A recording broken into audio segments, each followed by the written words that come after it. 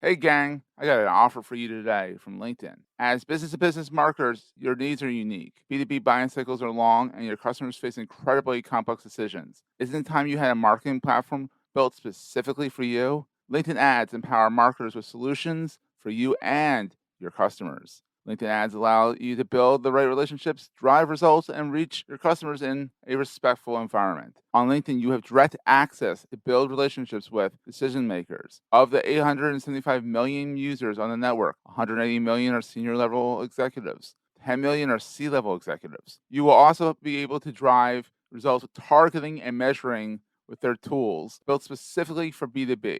And best of all, they work. Audiences exposed to brand messages on LinkedIn are 6 times more likely to convert. LinkedIn ads also rank number 1 for security, community, and ad experience as part of the Business Insider's Digital Trust Study. Make B2B marketing everything it can be and get a $100 credit. It's a $100 credit on your next campaign. Go to linkedin.com/MPN to claim your credit. It's linkedin.com/MPN. Terms and conditions apply.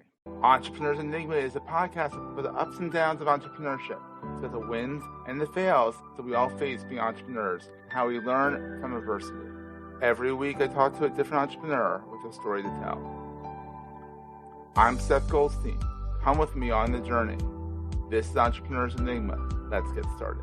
Hey everybody, welcome to another edition of the Entrepreneurs Enigma podcast. I'm Seth, as always. I am here with a friend of mine, a neighbor of mine. We met through Deb Eckerling. Robbie is an event designer, consultant, executive Zoom producer, and is recognized as a networking expert by NPR, PCMA, Harvard Business Review, Forbes, Lifehacker on Inc., and everyone else all around. He is an author of 3 books. Yes, 3 books. So he's ambitious there. That's very good.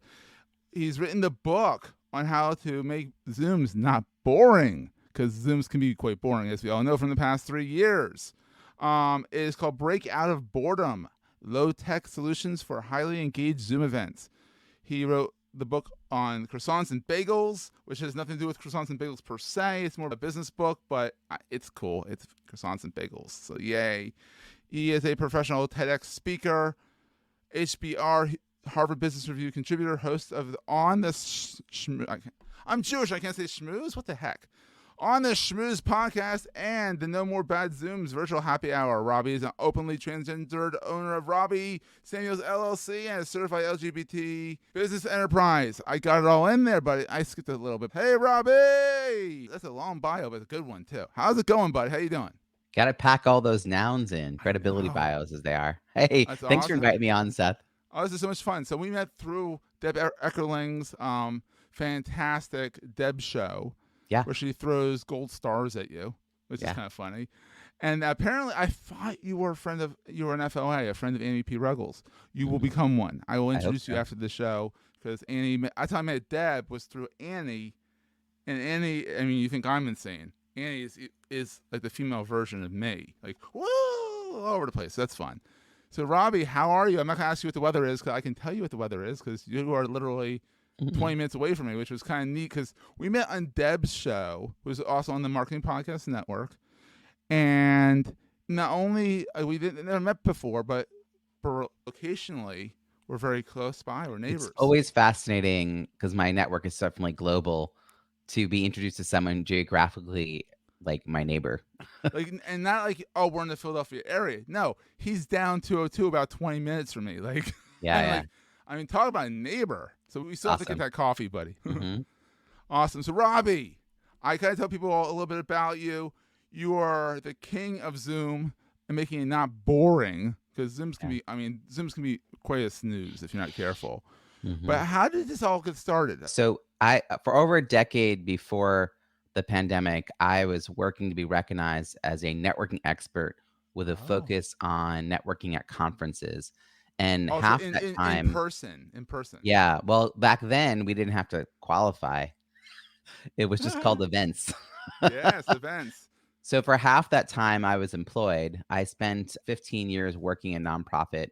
And 10 of those years, which overlapped with this time period, I organized fundraising events and did major gift work. So my background's events, conferences, small dinners, big galas. And I started speaking as a side hustle back in 2000 and probably like 6, 7, 8 pro bono. 2009, I started getting paid professionally. Ooh. And I was doing 1 to 4 talks a month using my paid time off. I left my career in 2014 to focus on entrepreneurship full time and needed a new audience because my audience was all nonprofits and I was trying to figure out how to expand. So I subsequently launched a podcast, On the Schmooze, that you mentioned, wrote my first book, Croissants versus Bagels, which was about body language and networking, and then a group coaching program, wrote for Harvard Business Review, did a TEDx talk. TEDx talk comes out January 2020. I am poised to be an overnight success, 10 years in the making. And 2 months later, nobody needs any of the skills or experience I'd acquired in the previous 10, 15 years. I had to find a new way to show up and offer value. I wrote a blog post on March 12th, 9 ways to network in a pandemic. And one of those ways was to host a virtual happy hour. And I reached out to my network on Thursday at 8 p.m. and said, hey, anyone think they'd come? Folks said yes. So Friday, March 13th, 2020, I hosted my first ever virtual happy hour. And short story is that 8 months later or so, I was the owner of a thriving new 6-figure business based on all new revenue streams. And I was able to really invent myself and became a virtual event design consultant and executive Zoom producer. And part of my secret to my success is that I'm a business growth strategy coach. And in March, I was already coaching about a dozen entrepreneurs a week on behalf of a company. And then they asked me to take over a cohort of 120 students going through an online course about launching an online course. So I ended up doing a ton of research calls with all of these business owners and entrepreneurs, as well as all the people in my network who wanted to pick my brain. So I was able to launch a certification program that piloted as a 4-week program without certification in May. But within 2 months, it was a certification program that was getting hired by companies. I worked so hard in 2020. I took off Father's Day and US Thanksgiving, and that was it. Like every day from April to December. I'm exhausted just thinking about that 2020 for you. We were all trying to figure out what the heck was going on here. And, 2020 was the year of, let's get on Zoom and have networking chats. They were dreadful. We're going to take a quick break, hear from our sponsors, and get right back to the show. Support for this show and all the other shows on the Marketing Podcast Network is provided by Momento. If you have your own podcast, you know how hard it is to produce and get all the cool little clips out and all that stuff. Promoting is half the battle. What if you could upload your episode, video or audio, and have AI pull out all the best moments for you to use in social media? Well, you can with Memento. Upload the video or audio, review the recommended clips, click the couple of buttons, customize the colors, fonts, and hit save. Instantly, Instagram Reels, YouTube Shorts, Facebook, and LinkedIn posts all materialize before your eyes. All with video and audio embedded for dynamic promotions that drive people to the episode. And the AI kicks out show notes even, transcripts, and even social media captions. All you have to do is review and post them. Because you listen to this show, you get a free trial of Momento to test for yourself. Go to bit.ly/Momento MPN and sign up today. It's bit.ly, bit.ly/Momento MPN. Not mine. Not yours. Because, my goal here, Seth, is, and it's my goal for everyone, not just myself, is that we all get 5% better every time we Zoom, whether we're speaking, hosting, or participating. And I just had a lot of stage time, most of which I was creating for myself in those early months. So within the first few months, like I was leaps and bounds ahead of other folks.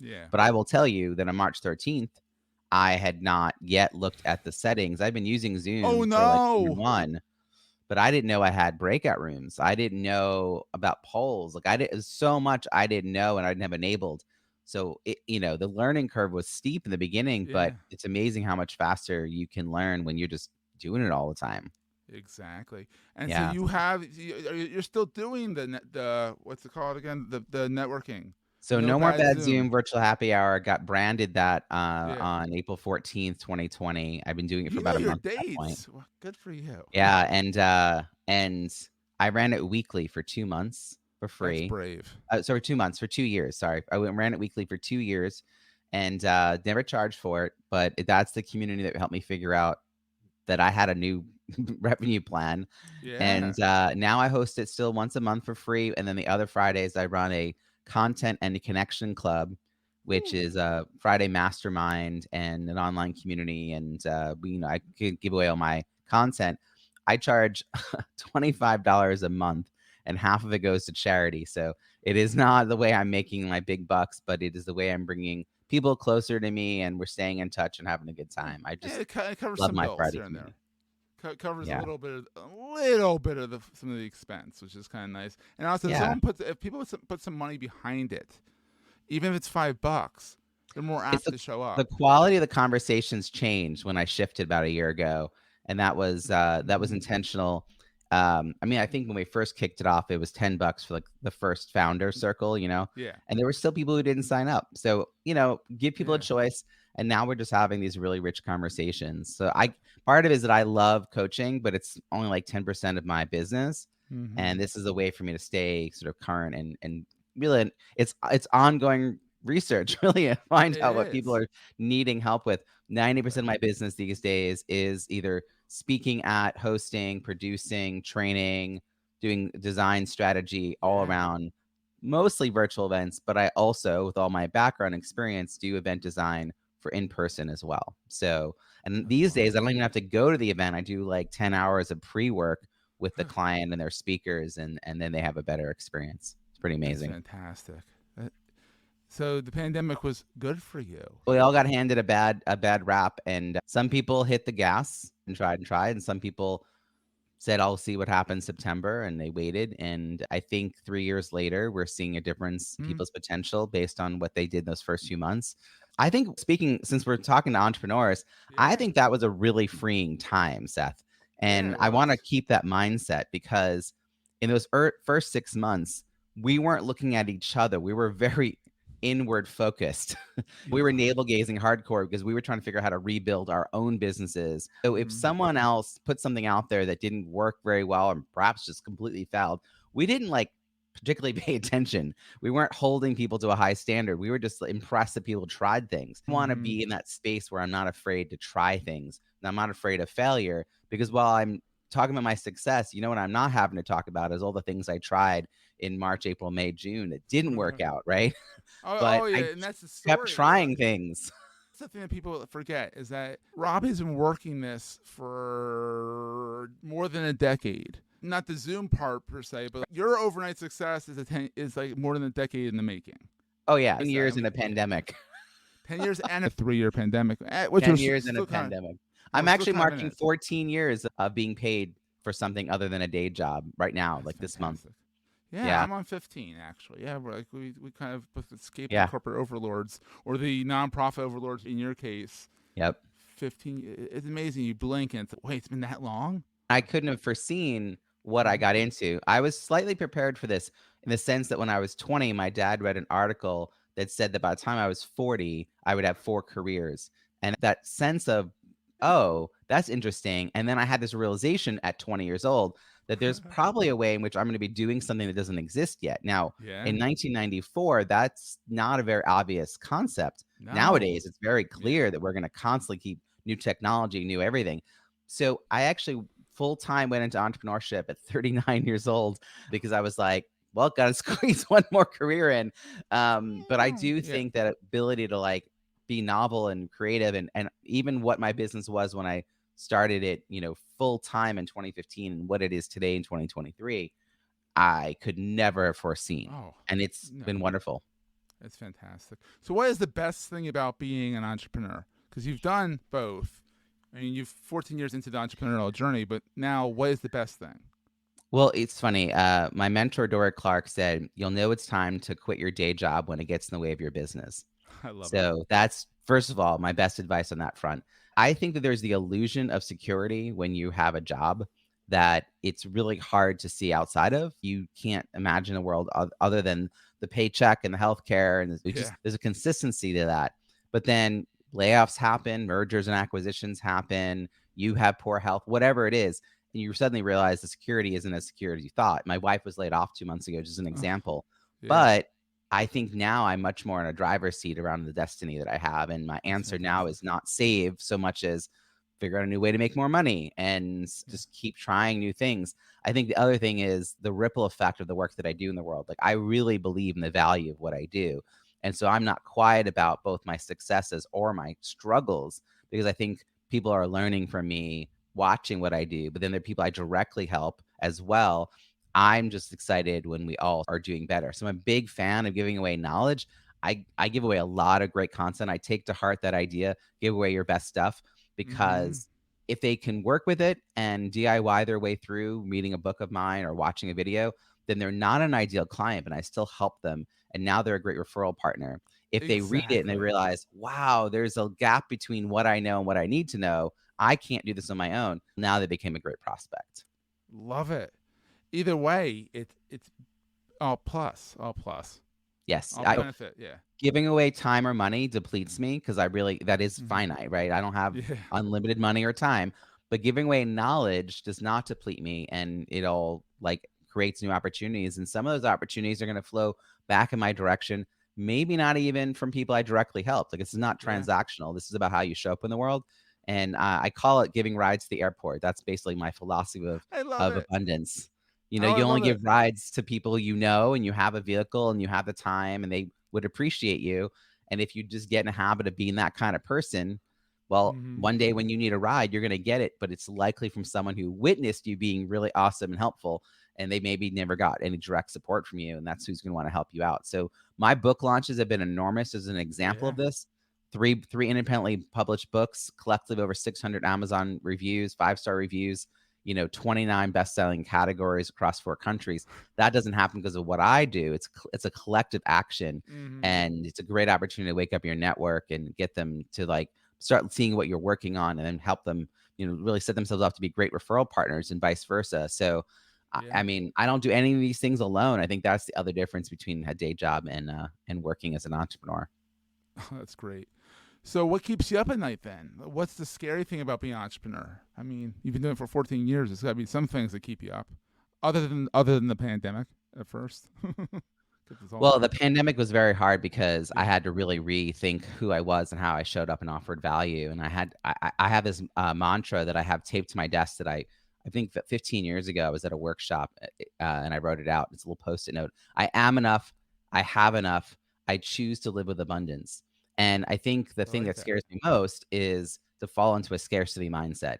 Mm-hmm. So, because when I do, I really put blinders on to opportunities. So March 9th, 2020 was a Monday, and it's the day that I accepted that Mm-hmm. this was starting to happen. I didn't know what it meant exactly. I didn't know how long it would be, but I knew it was a real thing, and it was going to directly impact the plans I had, because all my plans were in person conferences, in person speaking engagements, etc. And that day, I gave my first monthly donation, just $10, but it was to a local food bank, because I thought there are Yeah. going to be people worse off than me. My business is basically defunct. Like, I don't have a business, but other people are going to be worse off than me. Well, it Yeah. happened 2 months later. I met someone from Feeding America.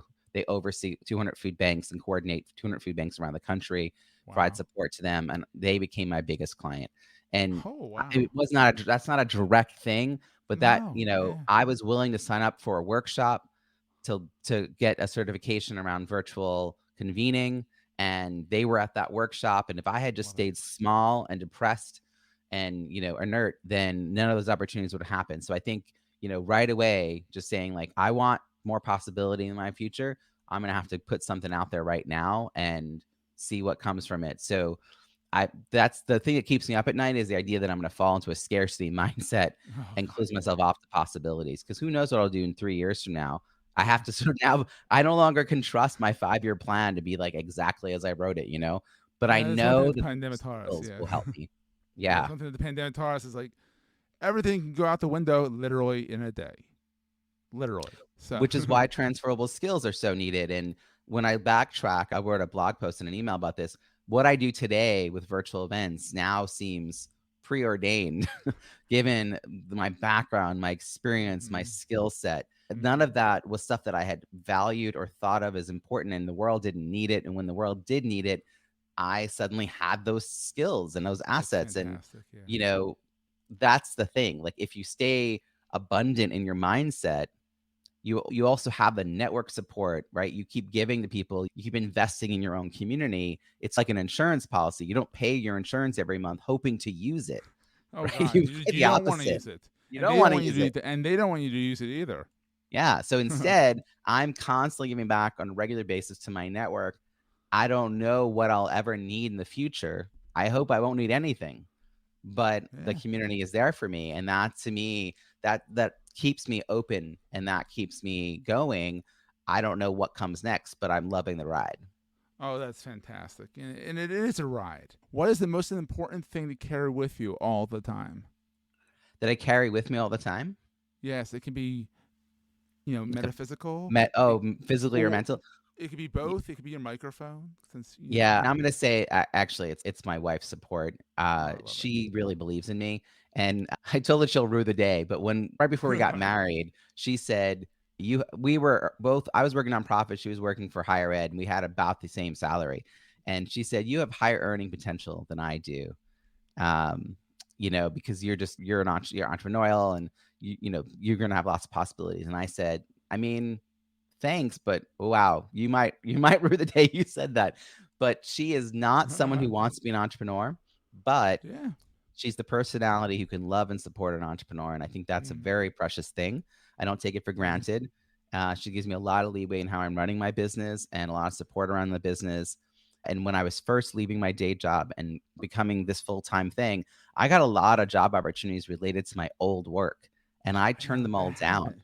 That happens. Isn't that weird? Oh yeah, that happens? they find out you're in the market, and I went to her a few times one night, talking. I'm going to pass up these opportunities. Is that okay? And she basically said, "Are you asking permission to not make money?" And I was like, "Yes." She says, "I lived with you and without you. I can afford this place.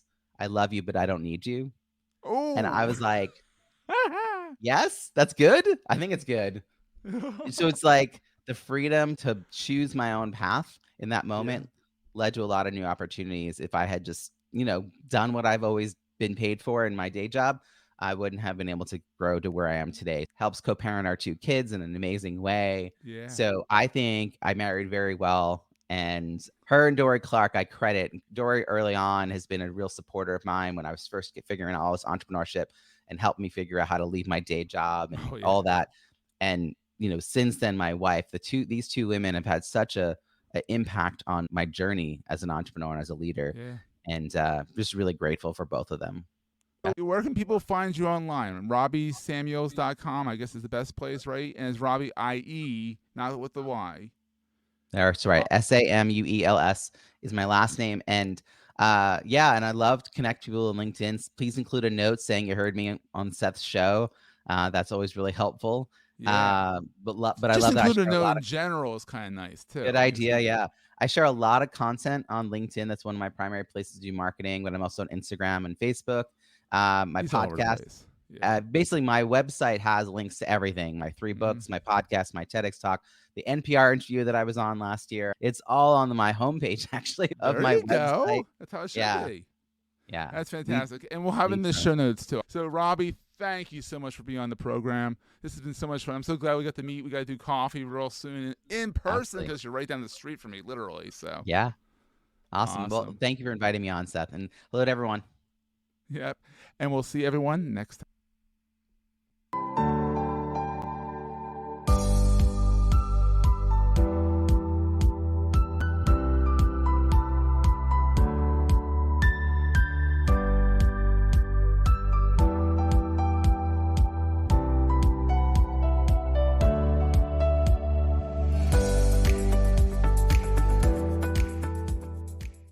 Goldstein Media hopes you have enjoyed this episode. This podcast is one of the many great shows on the MPN Marketing Podcast Network. You may know you're listening to this show along the Marketing Podcast Network, but did you know there are other great shows on MPN to help your business? Dan Farkas hosts a great podcast called The Strategic Communicator. Dan, tell us what these fine folks will hear when they listen. Jason, it's pretty simple. The Strategic Communicator podcast talks with industry leaders about emerging trends and how we can use various forms of communication to make the world a better place. Anyone listening will leave with tangible ideas you can use to help with your PR and marketing efforts. experts. Amazing. Where can people subscribe? Easy. You can go to passpr.com. You can find the show at marketingpodcast.net or just search The Strategic Communicator with Dan Farkas wherever you get your podcast. You heard him, folks. Go get it. This podcast is heard along the Marketing Podcast Network. For more great marketing podcasts, visit marketingpodcasts.net.